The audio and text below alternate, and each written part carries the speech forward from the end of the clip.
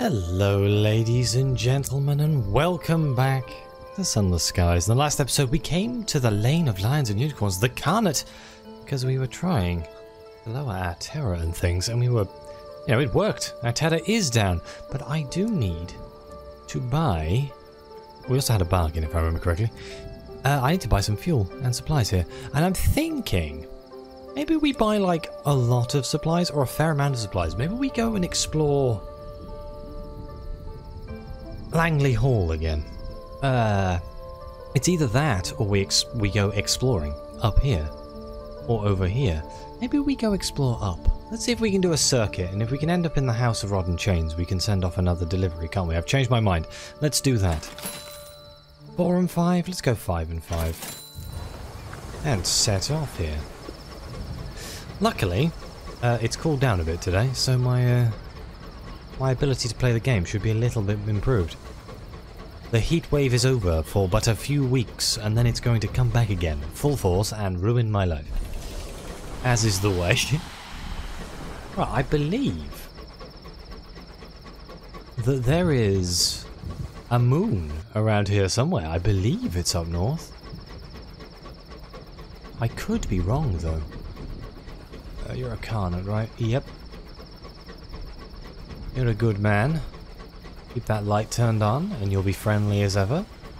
I'm going to get a bit north of the Carnet and then I'm going to send out the bat, see what we can find. Maybe here? Let's see.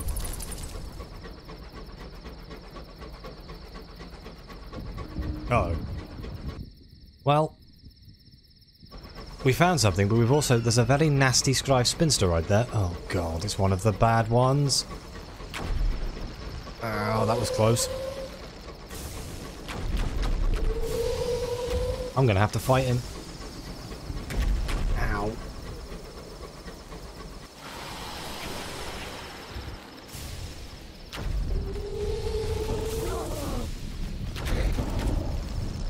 A senior scrivener. You do the thing if I get too close. Yes. Yeah. Woo.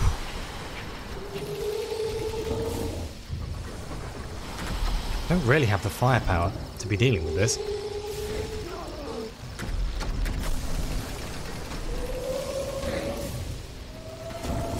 Oh god. He's hurting, but I'm overheating.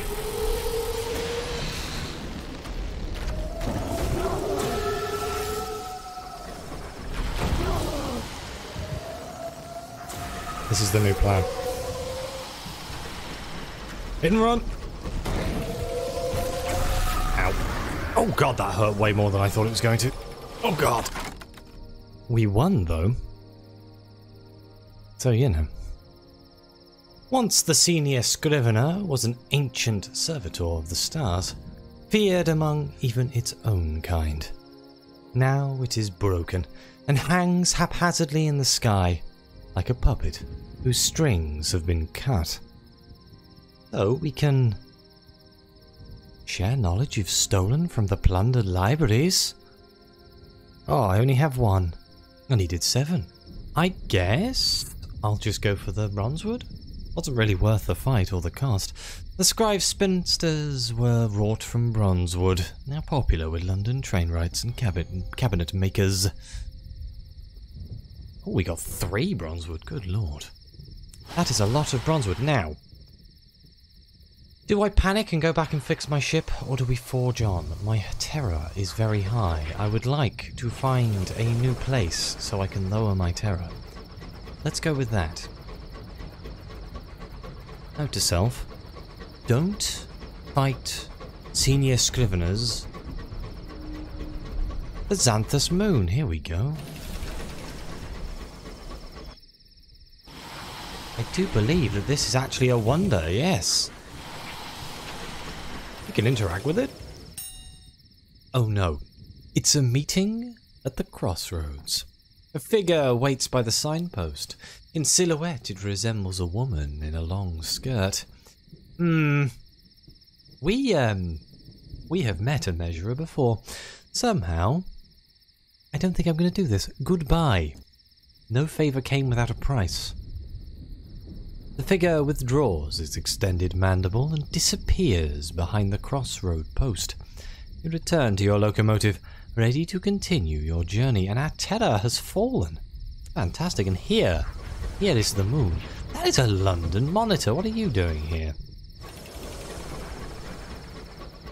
Look at how beautiful it is. London has its clockwork sun.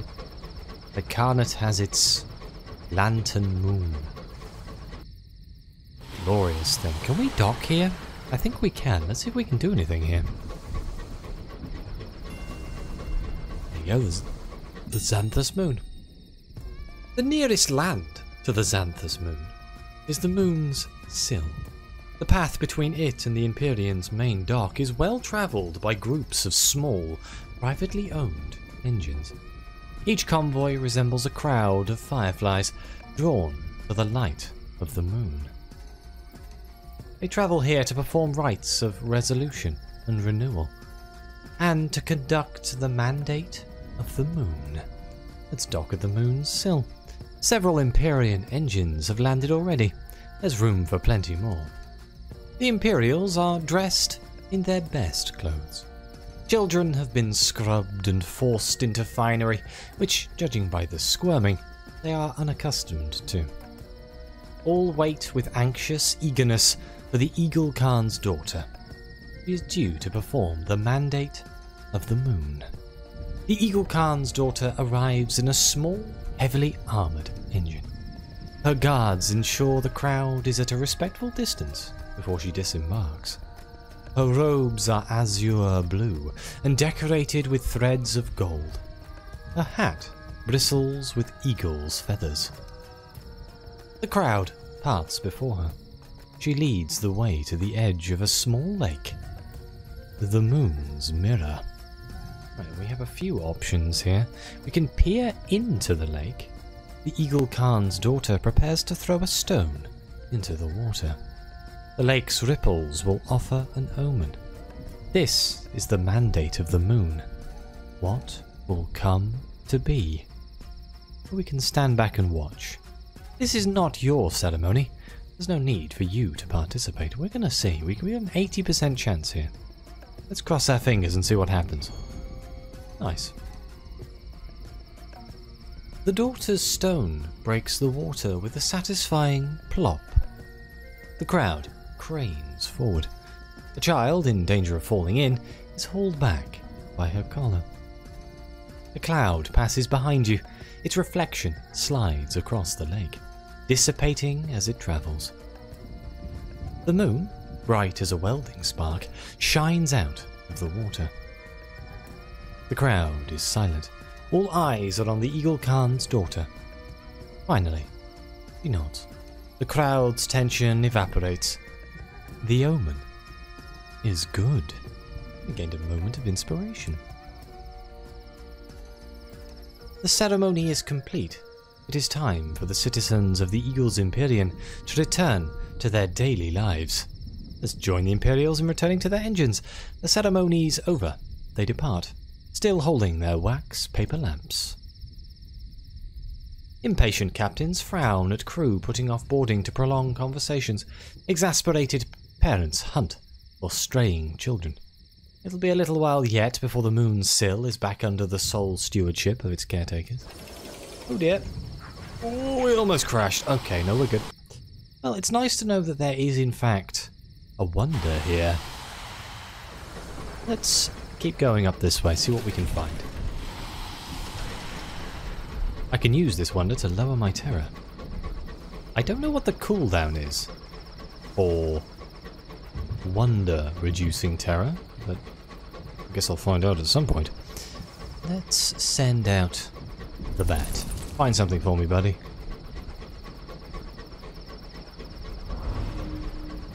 Nothing to report, huh? Another crossroads. Excuse me while I quickly refuse this for the terror reduction. Nice. found nothing. I am right on the edge. Maybe I should cut in a little bit more. This sort of direction here. The crewman begins to laugh wildly. He has looked too deeply into the dark. That's a landmine. Nope, not that way. Never mind, changed my mind.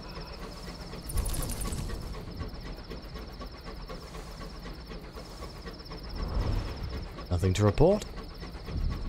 There was a horrendous noise. Luckily we have quite a lot more hull than we did before. Going this way I'm going to end up back at the reach relay. I would have thought my bat would find something, but maybe his range isn't as long as I thought it was. Try again.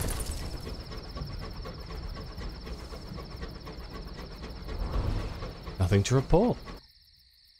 Is there seriously nothing here?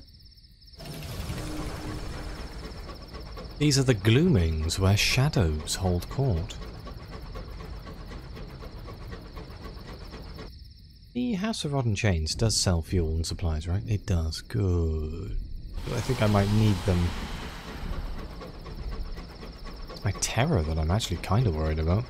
I was kind of hoping we'd find a new location to lower my terror. First time you find a place, your terror goes down, you see. Nothing but cold. Is this just an empty...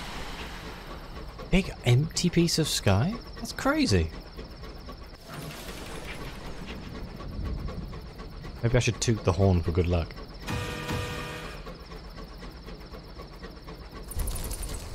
If that works, I'm gonna laugh. If I somehow strayed into... Damn it. You found something. Okay, well, let's find out what it is. This way. Let's hope we don't run into more... landmines. Grievers. Griefers. Wait. Oh, it's this place. Incognito Princess. Are we at Achilles? We must try some of the midnight tea. I remember when I did this series a long time ago. This place was designed by somebody. Or like, not designed by somebody, but the idea of it was part of the Kickstarter campaign, I believe. Somebody paid enough to kind of get it put into the game. Very cool.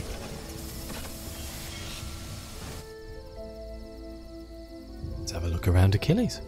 You disembark onto a soggy wooden platform, barely supported by the marsh mud below. It leads past several squalid huts and the hulls of scavenged engines to the warmth of a marketplace on wooden stilts. Nearby, what remains of an ancient monastery just holds on against the ravages of time and the swampy ground below. Let's enter the port. Something is going on down the other side of the monastery. Fire flickers. Treachery carries on the wind. A woman, smoking a cigarette, watches from the shadows, unaware of your presence, as a group of grizzled skyfarers attempt to force the monastery's doors. Unlike the crumbling stone, these are made of solid, new metal, and more than up to the task of repelling the attack. However, with every blow against them, the monastery itself seems to shudder. Dust rains from high up. Stones creak. It will not take much before something gives. We can intervene. This might not be your problem, but you can make it your fight. Or we can stay back. Let's intervene. I can't stand by and watch somebody beating down a monastery's door. Ah, yes. I remember. This is like the Fallen London story that I haven't played. Hojo Toho. I really should play that at some point. Maybe make a series out of it. I've done Flint. It's one of the big old stories. And then there is this one, which is about urchins going to war. And I would like to know about it.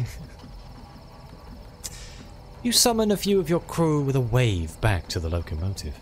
Before you can join the attack, however, Hojo Toho! Hojo Toho!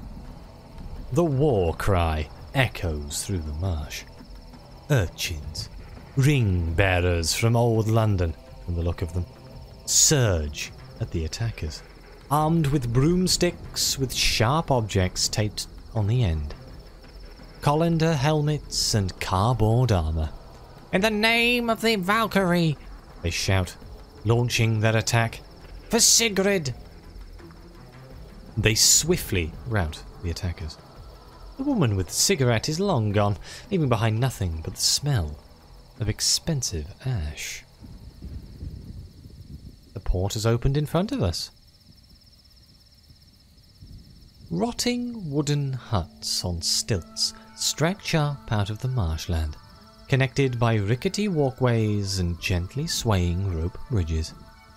Red paper lanterns line the path, offering just enough flickering light to avoid unfortunate tumbles into the dark mud below. Ring-breaker urchins in colander helmets and tea-tray armor stand to slack attention, longing for a little trouble. We can visit the court of tea and spices, we can enter the house of silks, we can compile a port report. Let's do that first. This is a small place. It won't take long. Everything here seems to revolve around tea and spice, and a special blend made in the monastery that nobody you speak to appears to have tasted. "We are not worthy of Midnight's favour," they all tell you through unsmiling faces, before offering you a special deal on some other blend or incense that they might happen to have. Oh, I think I may remember this. Let's visit the court of tea and spices. The bulk of the market is devoted to brews and incense and the almost priceless Midnight's favour. Every breeze carries a different scent. Clouds of rich scents hang in the air. Though the market is small, it is bustling with both London and native Eleutherian traders. Each cramped stall and barrow is piled high with the region's finest tea leaves, opiates, salts, and spices. We can browse the tea barrows. Many of the spice merchants have tattoos on their left cheek, denoting what they sell. The Londoners present have yet to adopt the tradition. Although this port is mostly famed for its homegrown Midnight's favour, it is quickly becoming a trade hub for every flavour and blend of tea you could possibly wish for. Customers don't brew them, but bite into the leaves and lick samples off their fingers. That sounds very grim. Let's ask about Midnight's favour. Stories say it is blacker than night and tastes even deeper. Your enquiries draw little but averted eyes and apologies that they are not worthy of Midnight's favour. The few who trade in it consider it far too precious to simply sell. Okay, I can purchase some tea in bulk. I need 320 sovereigns and 5 otherworldly artifacts. Good lord, don't I need tea for something? I think it might just be a prospect. Don't think that would be worth dropping 320 sovereigns on. Depends how much I get. We can visit Murgatroyd's Taste of Albion. Even out here you can get a mug of Murgatroyd's finest. Let's go. Although one of the more professional looking barrows in the market, the Murgatroyd's family special tea blends have gained little traction. Proprietress Amberly Murgatroyd glares at you from behind a slender cigarette holder, twitching at the inconvenience of your presence. Can I speak with her? There aren't many fellow Albions this far into Eleutheria. Are you here to buy? Amberly glances around, looking for a distraction. If you're not here to buy, I don't know why you're here. Unless... She sizes you up. Perhaps... Perhaps that sounds like an opportunity in the offing.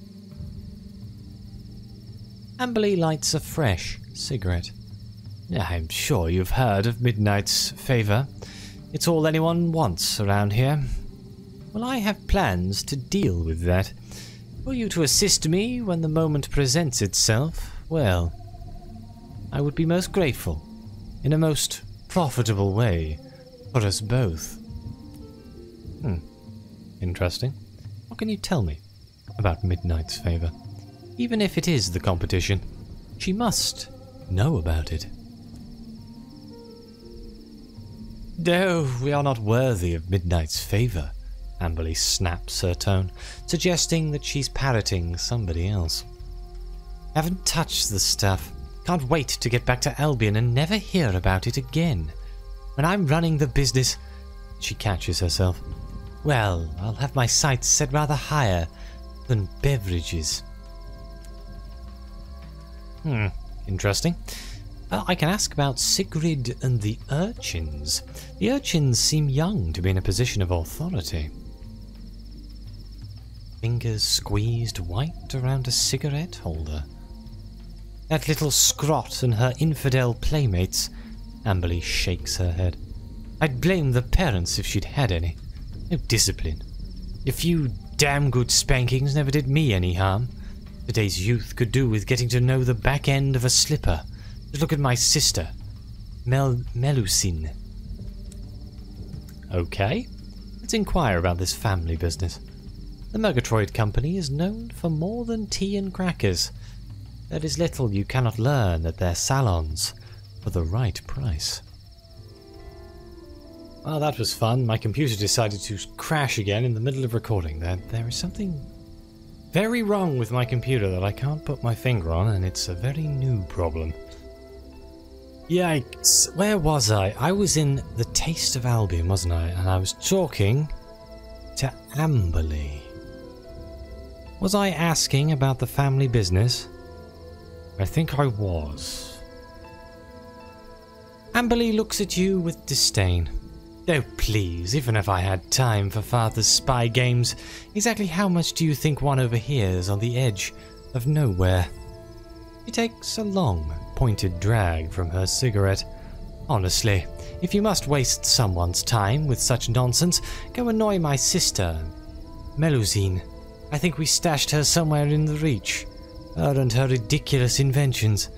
Yes, I'm sure she has nothing better to do than listen to you. I can purchase a caddy of tea for 90 sovereigns. That seems expensive. At these prices, it's no wonder the stall is so quiet. Turn to the market. Let's take a look at the Midnight Garden. Steps lead up to a wooden temple, landscaped with flowers and gravel. Not just anyone is welcome. Mere money will not grease the wheels. Oh, I have my affiliation Bohemia.